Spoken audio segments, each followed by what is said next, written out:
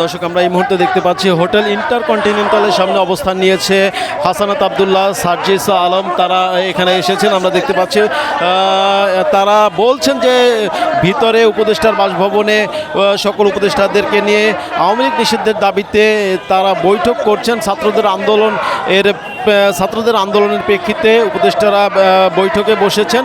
তাদের বৈঠকের যে সিদ্ধান্ত আসবে সেই সিদ্ধান্তের জন্য তারা এখন এখানে এসে উপস্থিত হয়েছেন। যদি সেই সিদ্ধান্ত তাদের পক্ষে না হয় তারা তাহলে আরও কঠোর কর্মসূচি দেবেন। এই মুহূর্তে আমরা রয়েছি হোটেল ইন্টারকন্টিনেন্টালের সামনে। আমরা দেখেছি যে পুলিশ প্রশাসন তারাও নিরাপত্তা জোরদার করেছেন। উপদেষ্টা বাসভবনের দিকে যেন কেউ কোনো মিছিল নিয়ে প্রবেশ করতে না পারেন সেজন্য পুলিশ প্রশাসন তাদের কঠোর সতর্কতা অবলম্বন করছেন। আমরা দেখতে পাচ্ছি হাসানাত আবদুল্লাহ, সার্জিস আলম এবং শরীফুল ইসলাম হাদি তাদের নেতৃত্বে এখানে সকলে এসে উপস্থিত হয়েছেন।